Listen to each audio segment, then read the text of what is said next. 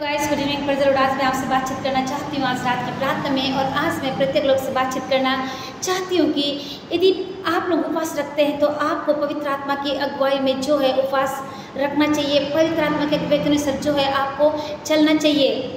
Fasting उपवास सलाह नहीं है, वो पवित्र आत्मा की आज्ञा है, तभी आप उपवास रखते हैं। गाइस आपको मैं बता देती हूँ विदाउट फूड के ही आपको उपवास रखना है। गाइस आपको फल फ्रूट्स लेना ही नहीं है। यदि आप लेना चाहते हैं तो चाय कॉफ़ी जूस आप ले सकते हैं। फास्टिंग के दिन में आपको सबसे ज़्यादा परमेश्वर के करीब में जाना है, सबसे ज़्यादा बाइबल को पढ़ना है, वचनों को पढ़ना है। गाइस आपको मैं बता देना चाहती हूँ अगर आप उपवास कर रहे हो तो उस समय जो आप चाय कॉफ़ी पानी पी सकते हैं। गाइस जब आप उपवास करते हैं तो कुछ भी नहीं पीना है, खाना है। गाइस अब यीशु मसीह को देखते हैं कि जब यीशु मसीह ने उपवास किए तो उन्होंने पानी नहीं पिया, खाना नहीं खाया। गाइस मैं कहना चाहती हूँ आज रात की प्रार्थना में मैं अवसर करना चाहती हूँ कि यहाँ पर आपको बता दूँ कि यदि कोई उपवास रख रहे हैं और उस बीच उसको बहुत ज़्यादा कमजोरी लग रहा है या भूख लग रहा है तो आपका उपवास रखने का कोई मतलब नहीं है। गाइस आपको मैं बता देना चाहती हूँ उपवास प्रार्थना बांटती है। सबसे पहली बात मैं आपको बता देना चाहती हूँ यदि जब उपवास रख रहे हैं तो आपको चाय कॉफ़ी पानी पीना चाहिए या जूस पीना चाहिए। गाइस सेकंड बात यह है कि कई लोग पूछते हैं कि हमको फास्टिंग कब रखना चाहिए। आप मंडे से सैटरडे किसी दिन भी आप रख सकते हैं। गाइस तीसरी बात अगर आप फास्टिंग रख रहे हो तो फास्टिंग रखने का एक उद्देश्य होना चाहिए। गाइस आपका एक उद्देश्य होना चाहिए, किसी देश के लिए प्रार्थना कर रहे हैं या किसी के बीमार के लिए या किसी के छंगई के लिए, किसी के दुष्टात्मा से लोगों का छुटकारे के लिए या वचन को समझने के लिए या वचन की गहराई में जाने के लिए आपको फास्टिंग रखने की ज़रूरत है। फास्टिंग रखने का एक उद्देश्य होना चाहिए। गाइस मैं बता देना चाहती हूँ बाइबल में से ऐसे कई महान नायक लोग हैं जैसे दानियल हो गया, एस्तर हो गई, मूसा हो गए, एलिया, यीशु, पौलुस। इन लोगों ने फास्टिंग की। इन लोगों ने किसी भी चीज़ के लिए ऐसी फास्टिंग नहीं की, उनका एक उद्देश्य था। गाइस मैं बता देना चाहती हूँ आगे में आइए मेरे साथ निकाल लीजिए। एस्तर ने प्रार्थना किया यहूदियों को बचाने के लिए, दानियल ने प्रार्थना किया उत्तर को पाने के लिए, पौलुस ने प्रार्थना की यात्रा में किसी वजह के लिए, और मूसा ने खुदा के कलम को पाने के लिए जो है उन्होंने फास्टिंग को किया। गाइस इवन यीशु ने भी जो है परमेश्वर की सेवा के लिए जो है उन्होंने फास्टिंग को किया। गाइस क्या आप ऐसा करते हैं कि बस यूं ही आप उपास रहते? गाइस आपको एक उद्देश्य होना चाहिए। बस फास्टिंग रख रहे हैं करके ऐसी फास्टिंग नहीं रखना चाहिए। आपका एक उद्देश्य होना चाहिए कि आप किसके लिए फास्टिंग रख रहे हैं।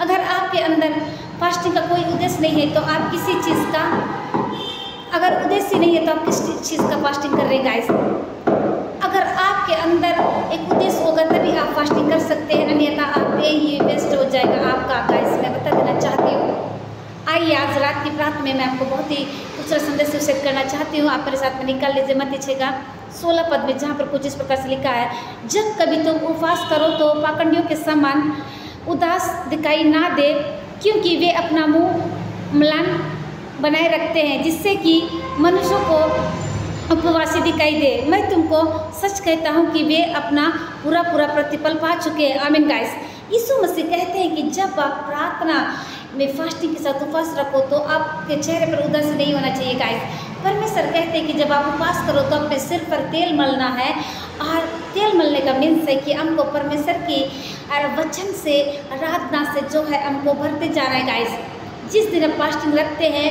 तो हमको जो है हमारे मुंह में जो है उदास नहीं छाए रहना चाहिए।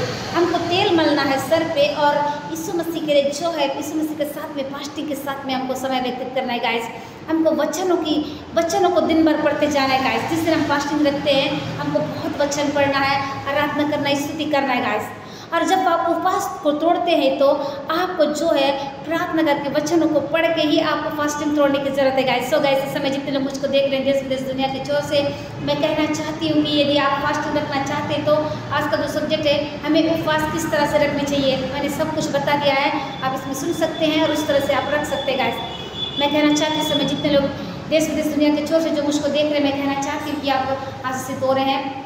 मैंने जो है सबसे पहले सेवा गाइस फेसबुक से शुरू की थी। परमेश्वर ने कहा था कि पहले की आदम की वाटिका जो है एक बगीचा को कहा गया था, और अभी की आदम की वाटिका जो है ये मोबाइल है। इसमें अच्छे और बुरे दोनों फल है। गाइस आप कौन सा फल लेते हैं मुझको नहीं मालूम। जितने मेरे Instagram family, WhatsApp, normal messenger के द्वारा, वॉइस रिकॉर्डर के द्वारा, टेक्स्ट मैसेज, GML के द्वारा जितने लोग प्रार्थना में शामिल होकर सुबह शाम की प्रार्थना का लाभ उठाते हैं, मैं आप लोगों के लिए कहना चाहती हूँ गुड न्यूज़ है। गाइस मैंने जो है यूट्यूब चैनल खोल लिया है।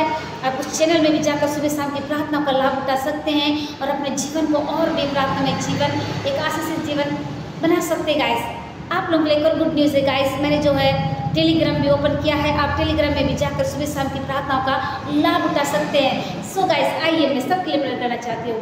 धन्यवाद धन्यवाद जीवन के देने वाले सामर्थ्य में परमेश्वर पिता, इस खूबसूरत समय के लिए धन्यवाद, खूबसूरत दिन के लिए धन्यवाद पिता, जो आपने हमें दिखाया मेरे पिता। सचमुच आप महान परमेश्वर, आप अति पवित्र है, आप अति आदर के योग्य। प्रभु यीशु मसीह में प्रार्थना करते मेरे खुदा मेरे परमेश्वर पिता, इस समय कई लोग बहुत ज़्यादा डिप्रेशन में परेशान में हैं पिता, उस चीज़ से बाहर निकालिए। इस समय कोई लोग पवित्र आत्मा यीशु मसीह बहुत ही गहरी चोट में पहुँचे हैं पिता, जिनका बचना जो है मुश्किल लग रहा है पिता परमेश्वर, जिनको चोट लगा पिता यीशु के नाम से अपने चंगा कीजिए पिता। डॉक्टरों ने जवाब दे दिया होगा, लेकिन आपके लिए कोई भी कार्य असंभव नहीं है पिता। इस समय कई लोग कई दिनों से एडमिट है पिता, यीशु मसीह ने उस चीज़ से बाहर निकालिए और चंगा कीजिए, छुटकारे को दीजिए मेरे पिता। ओ पवित्र आत्मा, विशेषकर मैं प्रार्थना करते पिता, आप हमारी प्रार्थना को सुन रहे हैं। इस देश को बनाने वाले हर एक प्रधानमंत्री अधिकारियों के ऊपर आपका हाथ होने पाए। पवित्र आत्मा इस वक्त आपके 10 लोग जहाँ कैसे कैसे जाते उनका आने जाने के लिए सहायता मदद करिए। इस वक्त पवित्र आत्मा मैं और मेरा घराना मिलकर आपकी सेवा करने वाले हो सके। सारे बात मैं माँ को देते यीशु के नाम से विनती को मांगती हूँ, जैसे सुनकर कबूल करिए, आमीन।